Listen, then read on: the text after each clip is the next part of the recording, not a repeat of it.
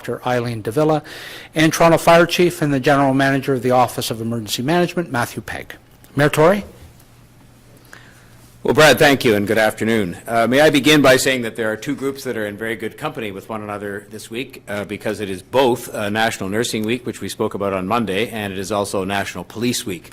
And we spoke about the courage of our nursing people, nursing professionals in the province and in the city on Monday, and today I think we can salute equally the courage and the service of our police officers, the women and men who serve us each and every day under the leadership of Chief Raymer and do a good job keeping the city safe and at the same time working hard on finding opportunities to modernize policing in the City of Toronto and be a leader in that regard. May I also say at the outset a happy Eid Mubarak to our friends in the Muslim faith community. This is a very important event on their calendar each year, and unfortunately, like many things, they'll have to celebrate differently and safely. But nonetheless, they will be celebrating, and we join them in marking Eid as a very important occasion on the calendar. Team Toronto has now distributed more than 1.5 million doses of COVID-19 vaccine in the City of Toronto, the first city in Canada to reach that threshold. On behalf of all of the residents of the City of Toronto, I want to thank our hospital, our healthcare, and our community partners, along with all of the Toronto Public Health and city staff who've made that happen. They've been working really hard in many different respects to get people vaccinated in the City of Toronto. It is amazing to see the city's dashboard on vaccinations with higher and higher percentages of age groups being vaccinated as the province opens up eligibility and as vaccine supply has increased. More than 70% of adults 80 plus, for example, have been vaccinated. More than 75% of adults between 70 and 79 have been vaccinated. More than 71% of adults between the ages of 60 and 69. And 61% of adults between the ages of 55 and 59 have received their shot, while almost 53% of adults between 50 and 54 have been vaccinated. Even in the younger age groups, we are seeing the percentages climb, with 43% of people 40 plus and even 36% of people between the ages of 20 and 24 have been vaccinated.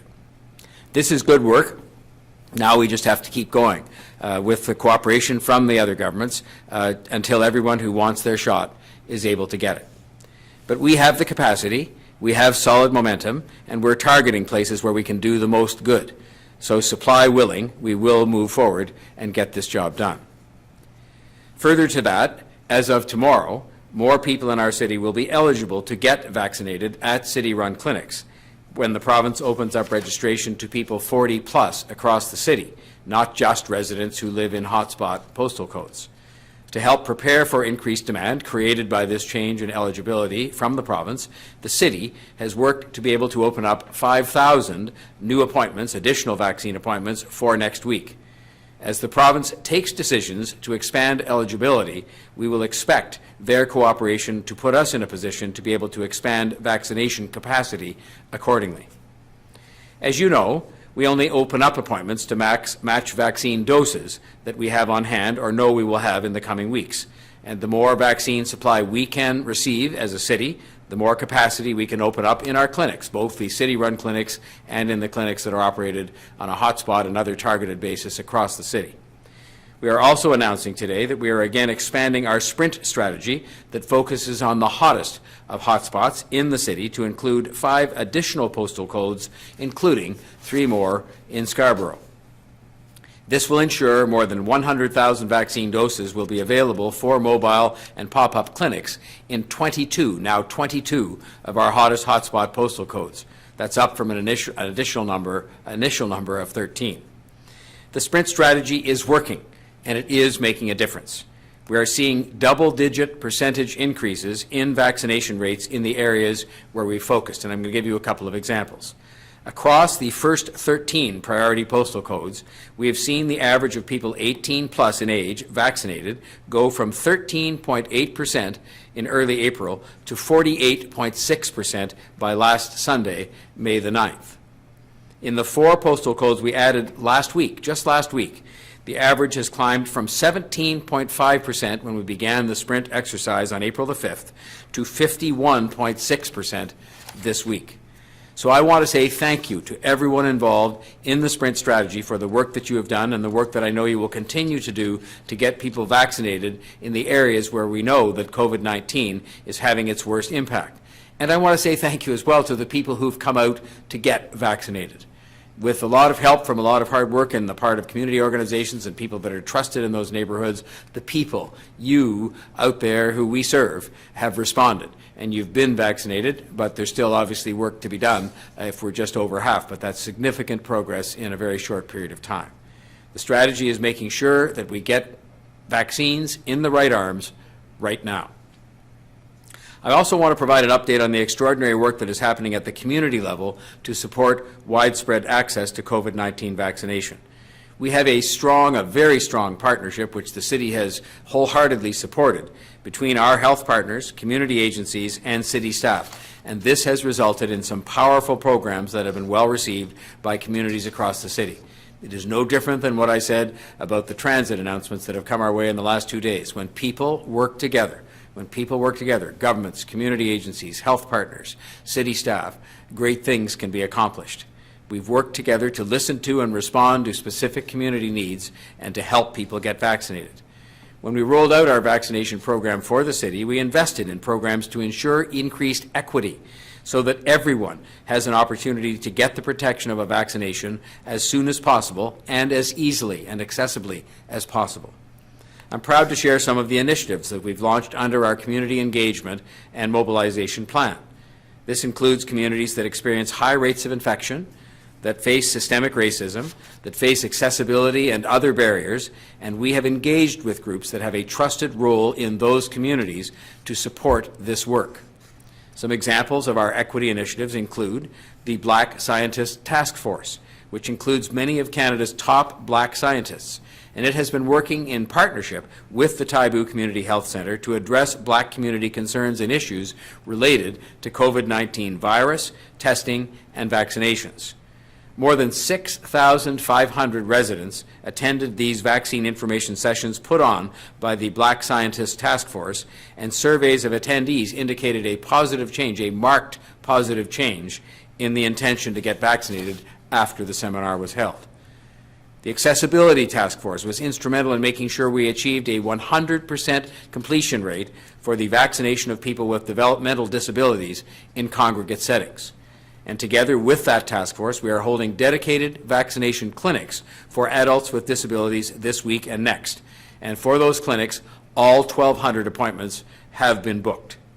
The clinics will themselves be fully accessible and have on-site accessibility coordinators to provide assistance if needed. Our vaccine engagement teamwork is also continuing. 155 community agencies are hiring 280 community ambassadors who will reach out directly to more than 68,000 residents and support them in addressing any barriers they may face in getting vaccinated. So far, 1,075 nonprofit sector representatives have been engaged in workshops, in training, and in information sessions to prepare for community outreach and support in 140 different neighborhoods. This is work that will pay off in the long term, and it will make sure that we reach out to everyone in our city so that everyone is encouraged and helped to get vaccinated. Community efforts to support residents are evident everywhere across the city. Just this past weekend, as a great example, the Jamaican Canadian Association hosted a clinic to serve the Black, Caribbean, and African community. People in those communities have been disproportionately affected by COVID-19.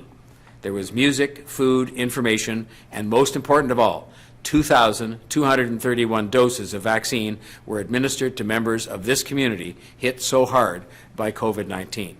So again, I want to express my heartfelt appreciation as mayor to all of our health partners, to all of the community groups who have responded with such a big heart to working with the city to improve the health of our residents through the community engagement and mobilization plan. There is much more work to be done, but I wanted to give an update on this work today to highlight not just the efforts that are underway, but the success that it's achieving in increasing those rates of vaccination in those communities where they were so low not that long ago. Now I would like to ask Dr. Davila to give her update for today. Thank you, Mayor Tory, and good afternoon. On Monday, I had the opportunity to offer greetings and well wishes to my nursing colleagues to mark Nursing Week. Like Mayor Tory, today I send greetings to colleagues in police services, as it is also Police Week this week. To my colleagues in the police services, my sincere and heartfelt thanks for your service. Today, I am reporting 814 new cases of COVID-19. 1,081 people are in hospital. 265 people are in the ICU. And I'm saddened to report 20 deaths today. As you've just heard from the Mayor, there is increasing momentum in the vaccination campaign, and this is welcome news for all of us. Just a few hours ago, the province said that almost 4 million doses of vaccine will be delivered over the month of May, and that details are being finalized to expand vaccine access to children and teenagers between the ages of 12 and 17. We at Toronto Public Health are looking forward to receiving these details and ultimately to working with the relevant partners to get this done. On the ground in Toronto, we will see the expansion of neighborhoods which will have pop-up and mobile vaccine clinics. This approach has been enormously successful in facilitating vaccine delivery. Neighborhood enthusiasm for the pop-up and mobile clinics reflects this. In our excitement and in our understandable tendency to count needles in arms, we may forget that our shared goal, our real goal, is this: the health outcomes of vaccination.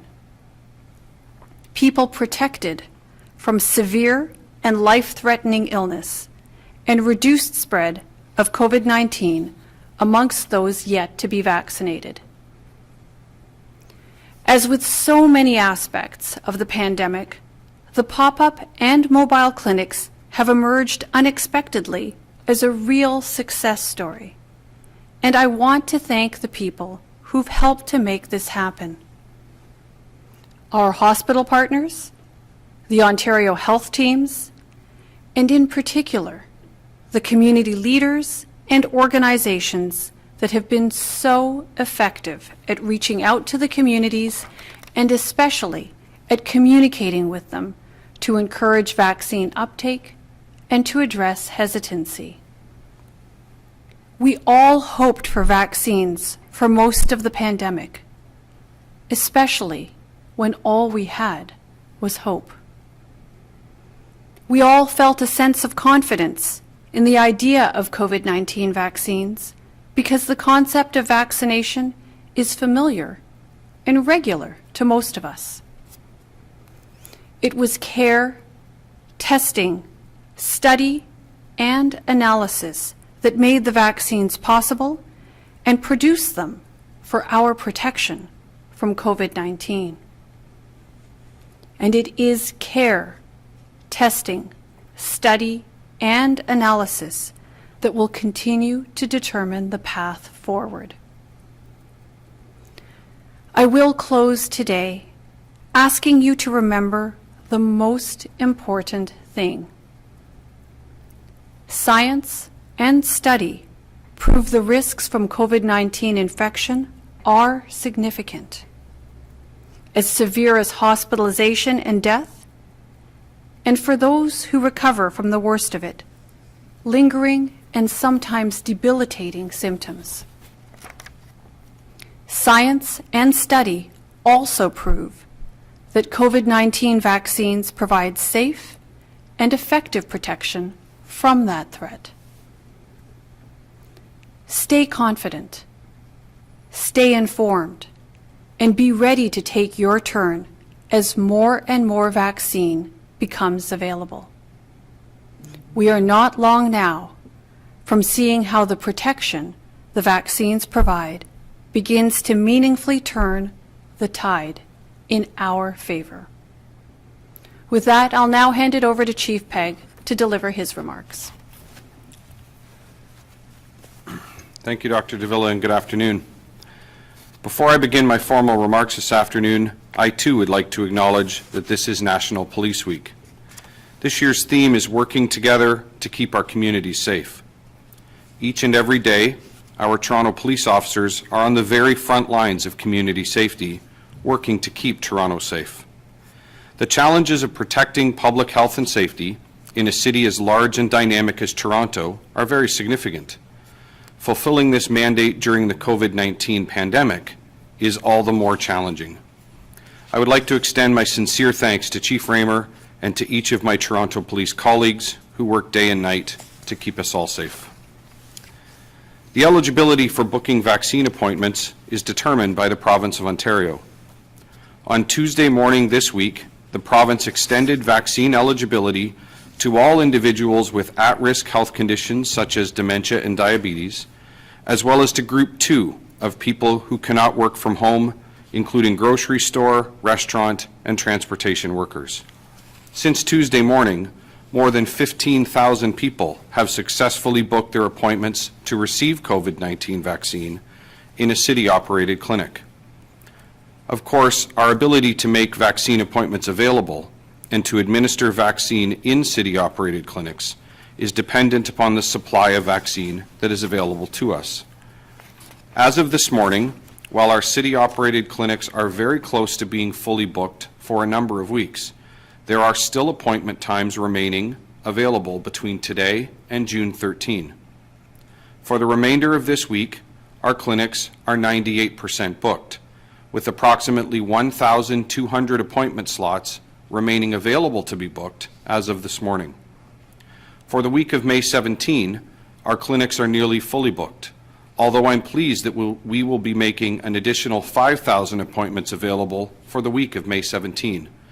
These additional appointments will go live in the booking system at 8 a.m. tomorrow morning. For the week of May 24, our clinics are nearly fully booked. For the week of May 31, our clinics are 97% booked.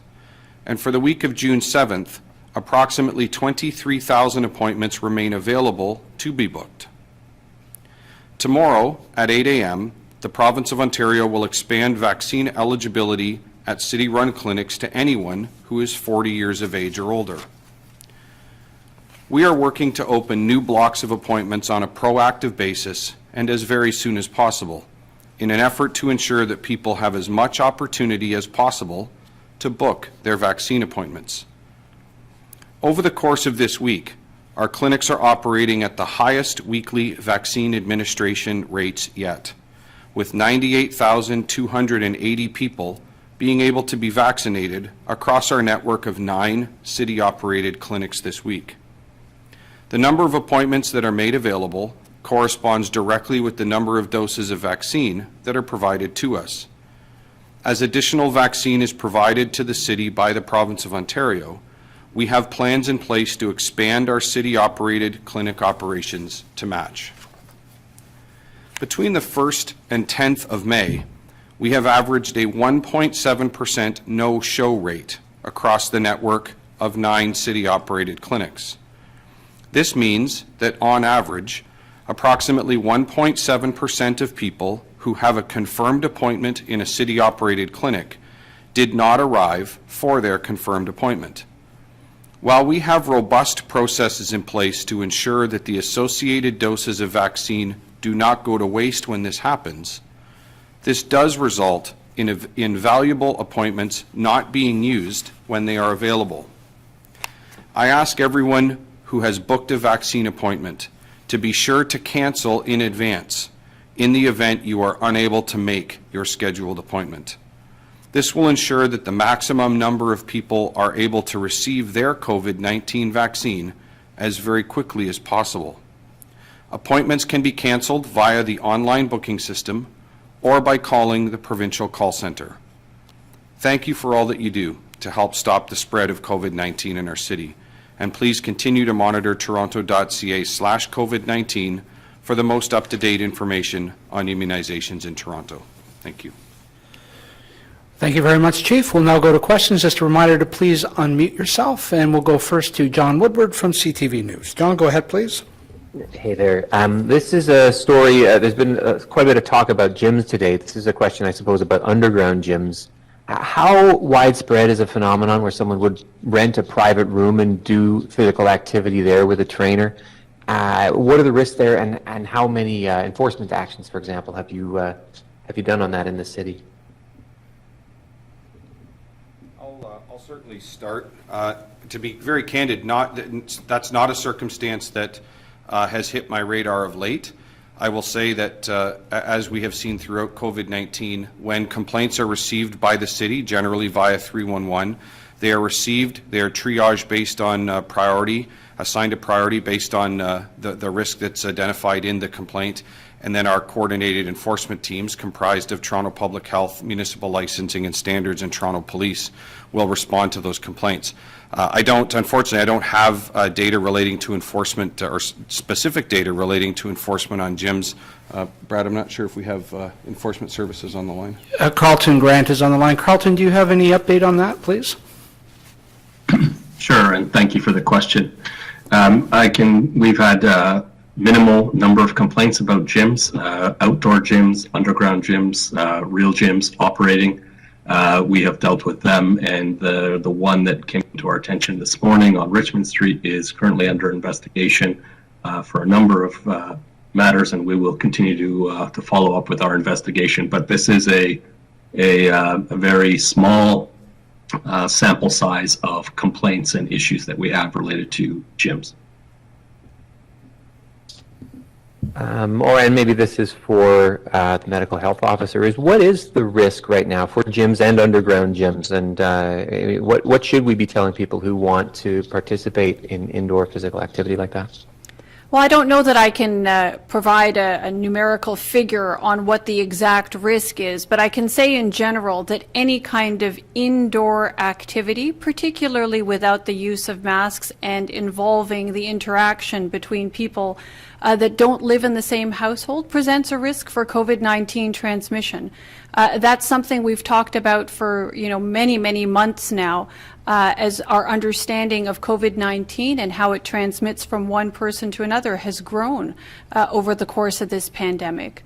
As we heard from Chief Pegg and from Carlton Grant, thankfully this seems to be something that is relatively infrequent, and I would encourage people to take advantage of the nice weather that we have, to absolutely get some physical activity, both for their own mental and physical health, but to do so in an outdoors environment where in fact the risk of COVID-19 transmission is significantly reduced, just given the big airspace and I guess what you could call a really good ventilation, because you're in that big broad airspace. So there's lots of opportunities as weather improves for people to get that physical activity and to do that for their own mental and physical health in that safer environment as we work to get to the other side of this pandemic. Okay, thank you. We'll go next to David Ryder from the Toronto Star. Dave, go ahead, please. Hi there. First question about the vaccination rollout, and that's the Health Board on Monday urged the Ontario government to extend the allocation of 50% of vaccine to hotspots for another 2 weeks. I believe, somebody can correct me if I'm wrong, I think it's going to end on the 17th. My question is, I guess, two parts, and one is how, if it's not extended, how does that change the balance of vaccine in Toronto as far as city clinics versus the mobile and pop-ups that we have heard have done such good work? And also, is there any update on how many vaccines we're getting on what dates? So David, why don't I start off? We'll see if anybody else has anything they'd like to add to the answer. I don't have the specific numbers in front of me, but clearly, we have been buoyed by the progress that we've seen in the vaccination rollout. You've heard the mayor mention them in his remarks today. I spoke about the success that we're having in those mobile and pop-up clinics, and we're seeing real interest, real uptake of vaccine in some of these hardest hit neighborhoods in our city. So, I'm really hopeful that we'll be able to continue our work with our provincial counterparts. These discussions happen all the time. We recognize that, there are supply issues and there are always challenges. But it's my sincere hope that we're able to have constructive dialogue with our provincial counterparts, recognizing that really putting the resources in those hotspot communities actually not only benefits those communities directly and benefits the whole city of Toronto, but frankly is a big benefit for the entire province of Ontario ultimately.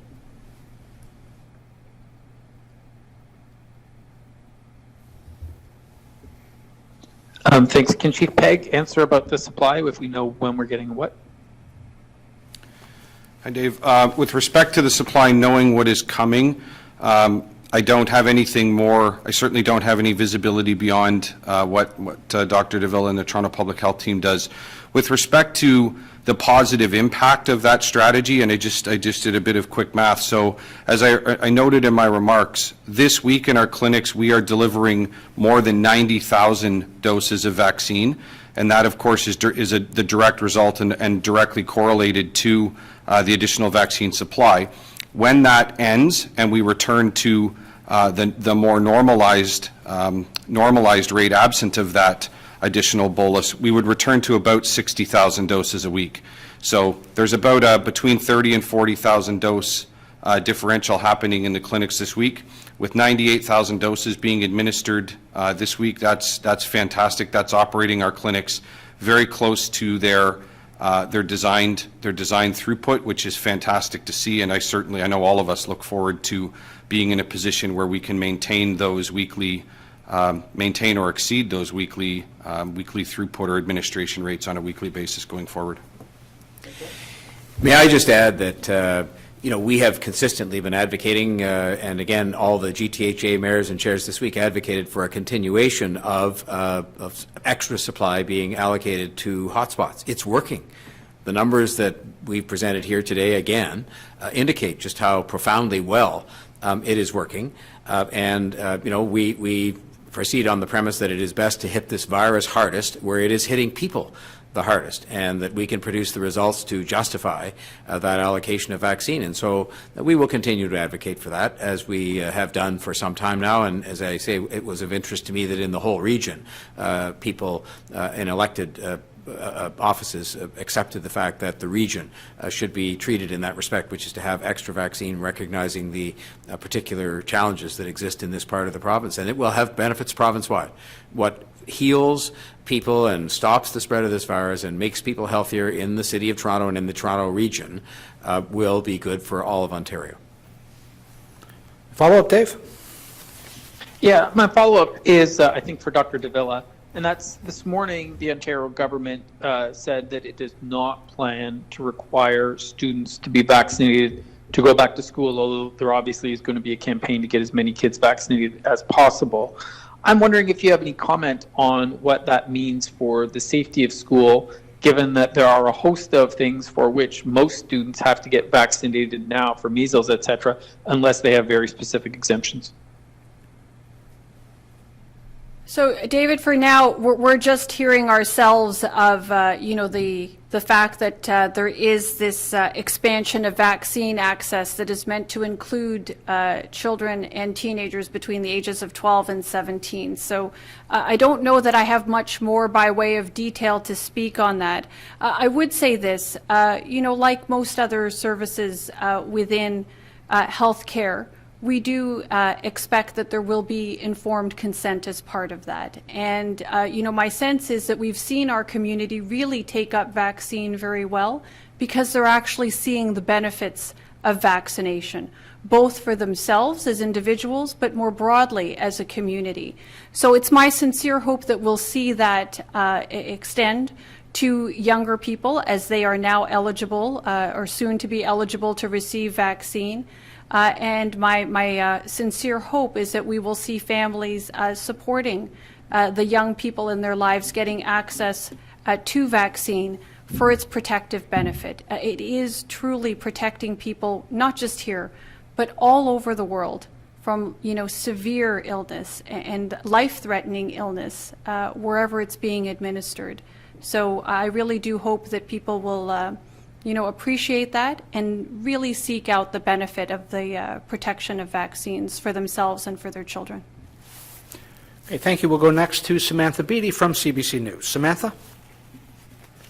Hi. My question, I think, is for Dr. Davila.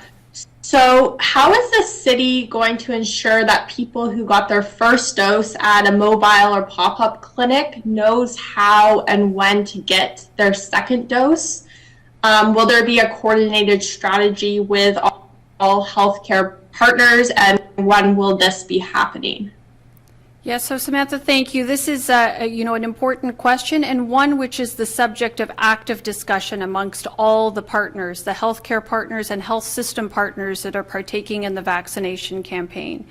As part of the vaccination campaign, all the vaccines that are being administered, regardless of which channel is being used, so this does include mobile and pop-up, data are being entered into the provincial COVAX system. Effectively an information technology database, if you will, a computer database. So we actually have the information on who's received that first dose of vaccine, what vaccine it is, and when. It's kind of like a medical record. So we actually have the information on those individuals so we can call them or connect with them and make sure that they are aware of when they should receive that second dose of vaccine. Again, lots of details still very much under active discussions, but I think you can rest assured that the healthcare partners and the health system partners who engaged in the vaccine efforts are committed to making sure that all those who've received that first dose of vaccine are offered that opportunity and facilitated in terms of getting that second dose of vaccine, because that's really what we want to see, that full protective benefit of vaccine being provided to everyone. Okay, great. And my next question is that Toronto Public Health has a team that is tracking adverse events following immunization. What can you share about this, about what you've learned so far? And were any of Ontario's reported cases of blood clots linked to the AstraZeneca vaccine in Toronto? So Samantha, there is a team absolutely that is working on adverse events following immunization. This is not unique to COVID-19 vaccines. We actually have a team of people who do this all year long. So my understanding is that the team is actively putting together reports where I don't know that I have anything specific to share with you today, but as their reports are being compiled and are ready for public dissemination, I'll be sure to share those details with you as soon as I can. Again, this is evidence of the work that public health does in the background each and every day, regardless of whether we're talking about COVID-19 vaccines or any other immunization that's out there. We have a team of professionals who work as part of that broader safety system, that vaccine surveillance and safety system, to ensure that people are truly experiencing the benefits of vaccine and that we're aware of any safety issues should they come, should they develop in follow-up to any vaccine, including the COVID-19 vaccines. Thank you, Doctor. We'll go next to Nick Poivert from CBC News. Nick? Hi, Dr. Davila. Your counterpart in Ottawa, Dr. Etches, just said today that she thinks it's looking positive for on the prospect of schools potentially reopening at the end of this month. Can you envision a roadmap, a scenario where Toronto could be in the same situation before the end of this school year? You know, Nick, I'm not familiar with what the specifics are of the situation in Ottawa. I would say, though, that I believe our COVID-19 case rates and COVID-19 activity in the City of Toronto is generally higher than it has been, certainly over the past several weeks, when in comparison to Ottawa.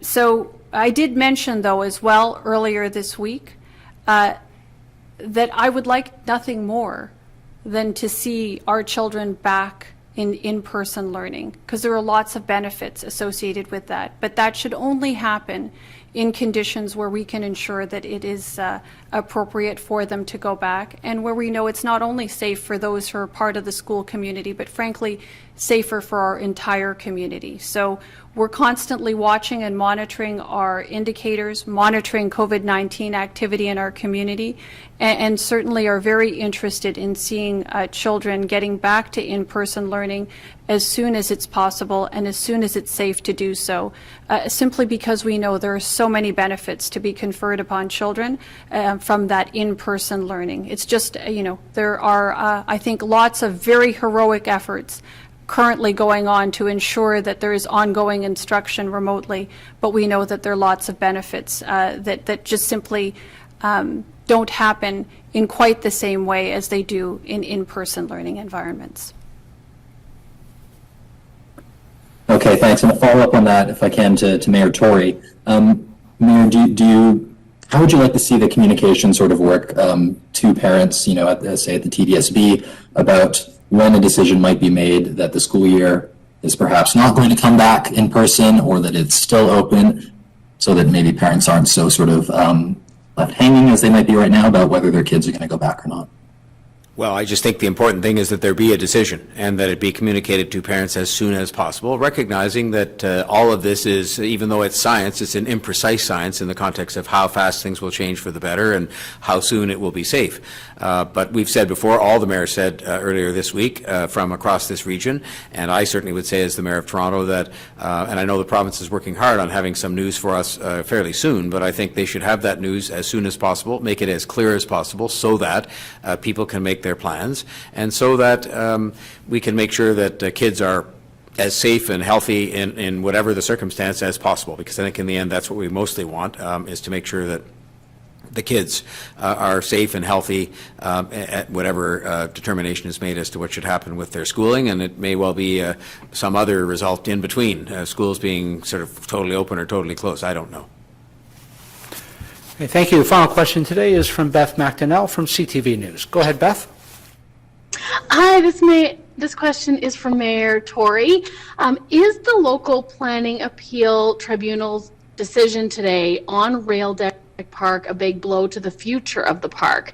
And what does it mean moving forward for the city's efforts to make it a reality? Well, I respect the decision today, but I'm deeply disappointed by it because it makes it more difficult in the context of both the expense and otherwise for that park to proceed as envisaged. The park was envisaged as something that was needed in the downtown of a great city. If people look 25 years from now at what was done in 2021 and years in and around where we are today, do you think they're likely to say, well, gee, they built 15 or 20 more condo buildings, or do you think they're likely to say that they left a dramatically ugly rail corridor in place, or would they be more likely to say that what made that city great and kept it among the most livable cities in the world was they built a great, globally admired, iconic park for all the people of Toronto and for people who come to visit here? I picked the park. And so I just think my determination to make this city more livable and to reflect the fact that we're very fast growing and must pay attention to the need for open space and parkland, as evidenced surely by what's gone on in the pandemic, my determination to continue on that path is absolute. And we will just have to examine the decision and see what it says about Rail Deck Park. But my determination to make sure the city is livable and has proper parkland in all parts of the city, including downtown, is absolute.